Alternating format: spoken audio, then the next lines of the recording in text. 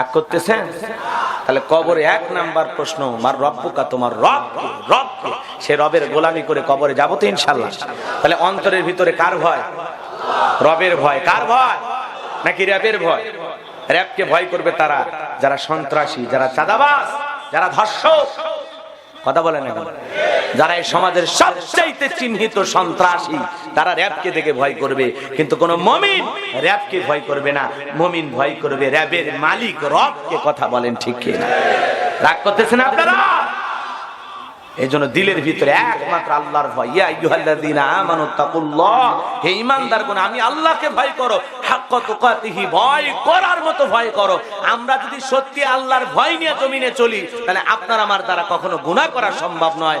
যখন গুনাহ করতেছেন ভেবে দেখবেন আপনি গুনাহ করতেছেন, আল্লাহ কিন্তু আপনাকে দেখতেছেন। আপনি যে জায়গায় বসে গুনাহ করেন না কেন, আল্লাহ আপনাকে দেখতেছেন। কথা বলেন এখন।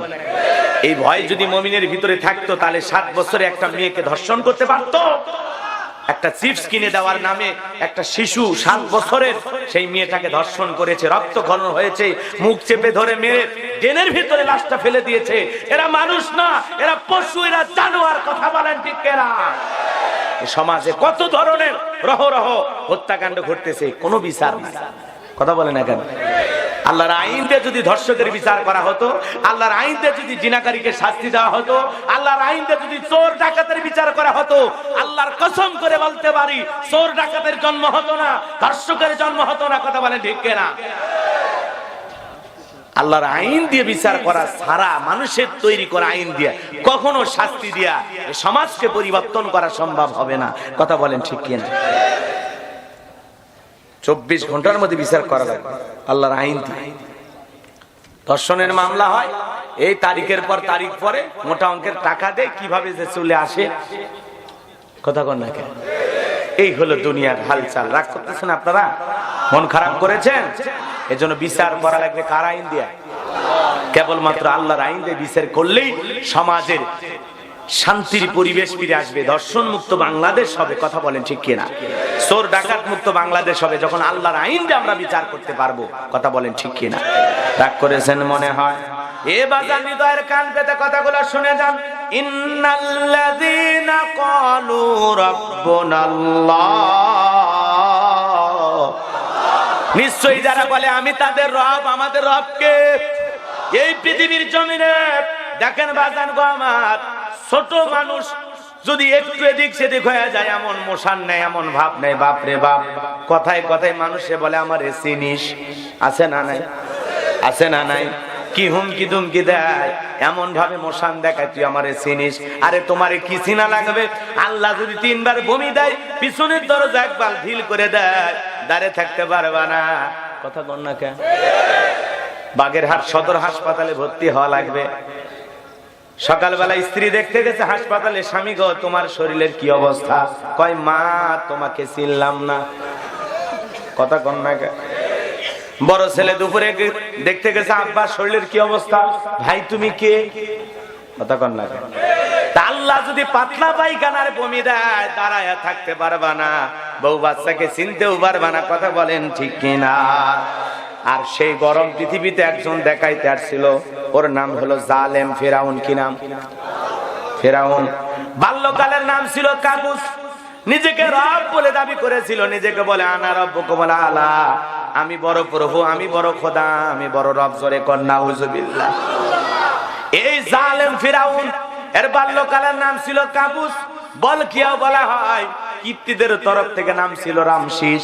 মিশরের বাদশা হওয়ার পর উপাধি নাম হলো ফেরাউন। বলবো কি বলবো? রাগ করবেন না আপনারা? যে জালেম ছিল, ভবঘুরে যুবক, এলাকায় কোনো কাজকর্ম নাই। ভবঘুরে যুবক মানে বোঝেন না?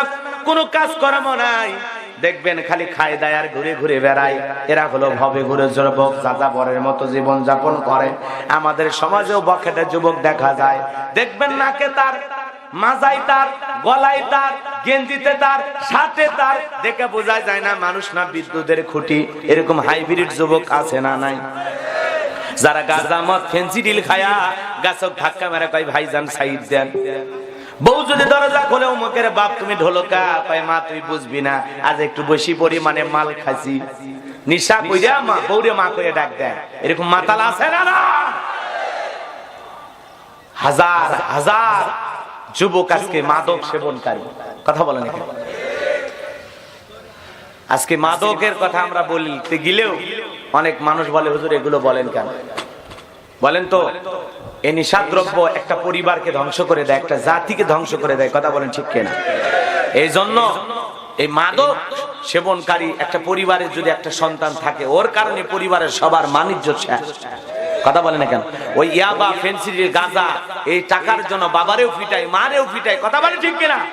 বহির গহনা বিক্রি করে হলেও মদ খায়, এরকম আছে না? না, কারণ তো মাতা, ওর বোতল দরকার, বোতল ছাড়াও ঠান্ডা হবে না। ও ঘরের দরজা বন্ধ করে সন্ধ্যেবেলায় জিকির করে ইয়াবা ইয়াবা ইয়াবা ইয়াবা।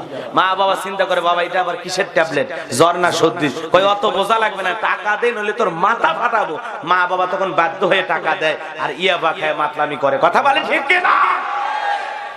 মাদক মুক্ত সমাজ করতে হবে। আপনার ছেলেকে সবসময় নজরদারিতে রাখতে হবে, সে কার সাথে মেশে সব সময় খেয়াল করতে হবে। কথা বলেন ঠিক কিনা? রাগ করেছেন মনে হয়? এ বাজান, হৃদয়ের কান পেতে কথাগুলো শুনে যান। যে কথা বলতে চাচ্ছিলাম, এই কাবুস নামের ফিরাউন হলো ভবে ঘুরে যুবক, এলাকায় কোনো কাজকর্ম পাইল না। বাল্যকালের বন্ধু হামানকে সঙ্গে নিয়ে মিশরে চলে গেল। মিশরে যাওয়ার পর সর্বপ্রথম হলো তরমুজের ক্ষেতের লেবার, এরপরে ওই দেশের একজন সরকারি গোরস্থানে দারোয়ান লাগবে। হাজার হাজার মানুষ দারোয়ানের চাকরি নেওয়ার জন্য ইন্টারভিউ দিতেছে। ওই লাইনের মধ্যে কাবুস নামের ফিরাউন দাঁড়ায় গেছে। এইবার যখন এক এক করে ইন্টারভিউ নিতে নিতে ওই কাবুস নামের ফিরাউনের পালা চলে আসছে, বাদশার সামনে দাঁড়ায় বলে, বাদশাহ, আপনার চাইতে ভালো মানুষ দুনিয়াতে কেউ নাই। আপনি অনেক ভালো মানুষ, অনেক আগে আপনার প্রশংসা শুনেছি। ভিনদেশ থেকে বুক ভরা আসালে আপনার দেশে আসছি, মনে কিছু নেবেন না। এই চাকরি যদি আমারে দেন, আমি বড় কৃতজ্ঞ থাকবো, সারা জীবন আপনাকে স্মরণ করব, আমার পরিবারের মানুষগুলো উপকৃত হবে। কথা আছে, দুষ্ট লোকের মিষ্টি কথা। কথা বলেন ঠিক কিনা? এমন সুন্দর ভাবে বাদশার সামনে তার জীবনের কথাগুলো উপস্থাপন করলেন। বাদশার মায়া লেগে গেল। গোরস্থানের দারোয়ান কাবুস নামের ফিরাউনকে চাকরি দিয়ে দিল। এইবার সরকারি গোরস্থানের চাকরি পাওয়ার পর সে চিন্তা করলো, বাদশা প্রতি মাসে বেতন দিবে, ঠিক আছে, কিন্তু এই বেতন দিয়ে তো হবে না, আমার বাম হাতের ইনকাম দরকার। কথা বল না কেন? বোঝেন নাই? বোঝেন নাই? আমাদের সমাজেও বাম হাতের ইনকাম আছে না নাই? ভালো করে বোঝার চেষ্টা করবেন বাজার। এইবার সে সমস্ত মানুষগুলোকে বলল, শোনো, তোমরা যারা এই গোরস্থানের ভিতরে লাশ দাফন করবা, লাশ প্রতি একটা করে দিরহাম আমাকে দেওয়া লাগবে, তাছাড়া আমি লাশ দাফন করতে দেব না। সমস্ত মানুষ চিন্তা করে, একটা দিরহামের জন্য বাদশার দরবারে নালিশ দেব, বিচার দেব, লাশ পয়সা গুলে শেষ হয়ে যাবে, অতএব একটা টাকা যদি পায় এই ছেলেটাই পায়। এই কথা বলে জনগণ একটা করে টাকা ঘুষ দেওয়া শুরু করলো। বলেন তো, আজও পৃথিবীতে ঘুষ আছে না নাই? শোনো, এই দেশটার গল্প করি, দেশটা মনে হয় স্বপ্ন করি, সুদখোর, মদখোর, জুয়াখোর, হে তাই আছে ভুরি ভুরি, হে তাই আছে ভুরি ভুরি। এ দেশে অসৎ কামাই কেউ করে না, তবে ঘুষের টাকা পেলে কেউ তো ছাড়ে না। টেবিলের নিচ দিয়ে হাত বাড়িয়ে কালো টাকাটা নাই ছাড়িয়ে, টেবিলের নিচ দিয়ে হাত বাড়িয়ে কালো টাকাটা নাই ছাড়িয়ে, করছে ওরা বড় দেশের চুরি, করছে ওরা বড় দেশের চুরি। শোনো, এই দেশটার গল্প করি,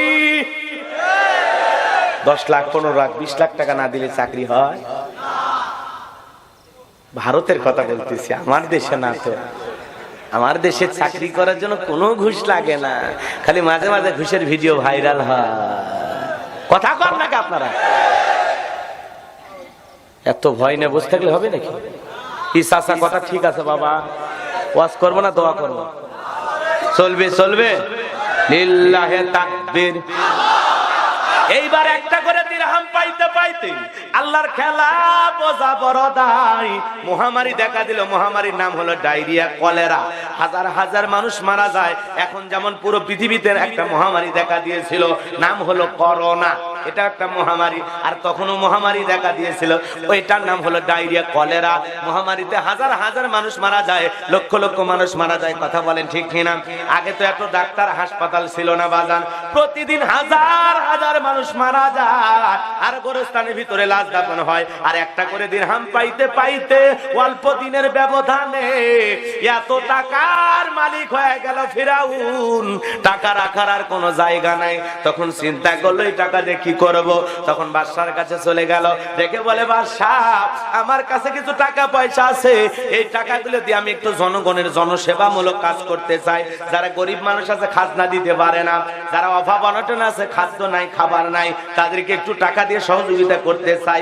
বাদশাহ বলে তো ভালো উদ্যোগ, কোনো সমস্যা নাই, আগামীকালকে টাকা নিয়ে রাজ দরবারে হাজির হও। আর আজকে আমি ঘোষণা করে দিব যারা গরিব আছে আপনার কথা শুনে যেন দরবারে হাজির হয়ে যায়, তারা যেন খাজনা যারা দিতে পারে না তারাও যেন দরবারে হাজির হয়। ঘোষণা করে দেওয়া হলো ওই গোরস্থানের দারোয়ান কাবুল দামের ফিরাউন তোমাদের খাজনা পরিশোধ করে দেবে।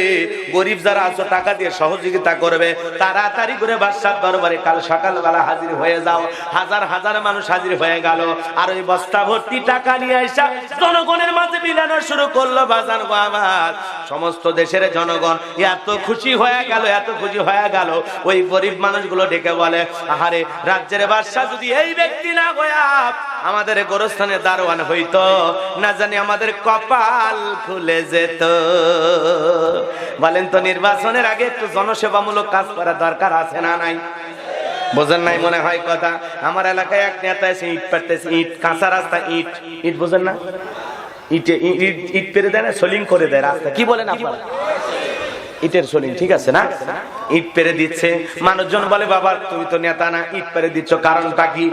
আপাতত ইট পেরে দিচ্ছি কারণ হলো তোমাদের ছেলে মেয়ে হারি স্কুলে যায়, কলেজে যায়, বৃষ্টি হলে কাদার মধ্যে তোমরা হাঁটতে পারো না, তোমরা হাটে বাজারে যাইতে পারো না, তোমাদের কষ্টের কথা ভেবে রাতে ঘুম হয় না। এত খারাপ লাগে আমার, আপাতত ইট পারে দিয়ে গেলাম। আর ভবিষ্যতে আমি যদি তোমাদের কাছে কোনো মার্কা নিয়ে আসি, একবার যদি আমার মার্কায় সিল মারে আমাকে এলাকার নেতা বানায় দিতে পারেন, আমার 1 নাম্বার টার্গেট এ কাঁচা রাস্তা পাকা করে দেব। এই কথা বলে যদি জনগণকে একবার বোকা বানাইতে পারে, আর নেতা যদি সব সিল পায়, নেতা পাস করার পরে এলাকায় থাকে না, ঢাকা শহরে ফ্ল্যাট ভাড়া নিয়ে ঘুমায়। কথা কন ঠিক কিনা? এজন্য ওদের সেনা বড় কঠিন। মার্কা থাকে যে কয়দিন নেতার আনা গোনা সে কয়দিন। মাথার মধ্যে টুপি, এমন কায়দায় লম্বা পাঞ্জাবি পরে জনগণের সামনে হাজির হয়, মনে হয় আসমান থেকে জিবরাইলের খালু নাজিল হয়েছে। কথা কোন ঠিক কিনা? যারে দেখে তারে সালাম দেয়, আসসালামু আলাইকুম, আসসালামু আলাইকুম। নেতা সালাম দিতে দিতে খেজুর গাছকে পর্যন্ত সালাম দিয়ে ফেলেছে। এক কর্মী দেখে বলে নেতা এটা তো মানুষ না, খেজুর গাছ। নেতা বলে আমি মনে করেছি এইটা ভোটার। তালে কাম সারছে। কথা কন না কে? এজন্য মার্কা থাকে যে কয়দিন, ওদের আনা গোনা সে কয়দিন। ওদের সেনা বড় কঠিন, আর আমরাও কম না।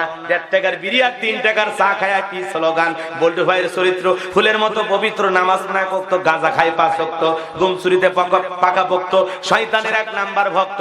হুজুরদের জন্য খুবই শব্দ শুষে খাই গরিবের রক্ত।